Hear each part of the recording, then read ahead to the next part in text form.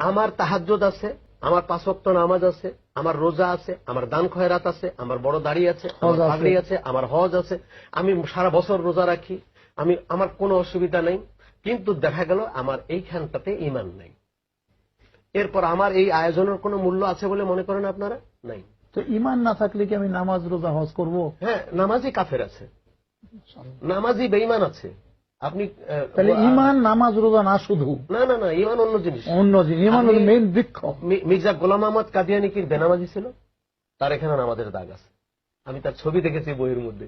তার মাথায় পাগড়ি আছে, তার বড় দাড়ি আছে, এখানে নামাজের দাগ আছে। কিন্তু মির্জা গোলাম আহমদ কাদিয়ানী কাফের, রাসূলুল্লাহকে টক্কর দিয়ে বলেছে আমিও নবী। নাউযুবিল্লাহ।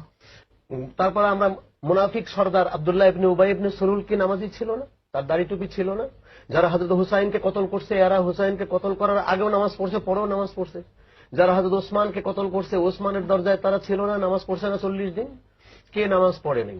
সুতরাং নামাজ, দাড়ি, টুপি ঈমানের অলংকার হতে পারে, কিন্তু ঈমান অন্য জিনিস। রাসূলুল্লাহ বলেছেন লা ইউমিনু আহাদুকুম হাত্তা আকুনা আহাব্বা ইলাইহি মিন ওয়ালিদিহি ওয়া ওয়ালাদিহি ওয়ান নাসি আজমাইন। সুবহানাল্লাহ। পৃথিবীর সবকিছু পরিষ্কার, নিজের জীবনটার চাইতে যতক্ষণ আমাকে বেশি ভালো না বাসবে ততক্ষণ সেটা ঈমানদার নয়।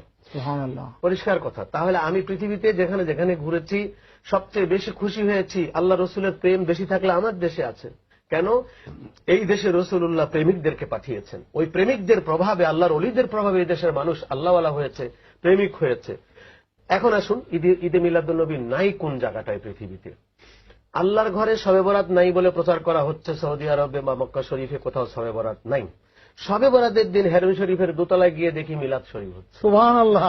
আমি ক্যামেরা নিয়ে গেছি, ভাগ্যিস আমি চতুর্পাশ থেকে ক্যামেরা করে নিয়ে এসে বাংলাদেশে আমাদের কাফেলা অনুষ্ঠানে দেখিয়েছি। তারপর বলা হয়েছে বাংলাদেশে একঝাঁক টেলিভিশন আসছে, মোল্লাদের অভাব নেই।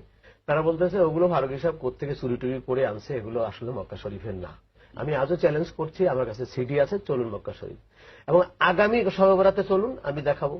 তাহলে তারা সেখানে মিলাদ শরীফ হচ্ছে।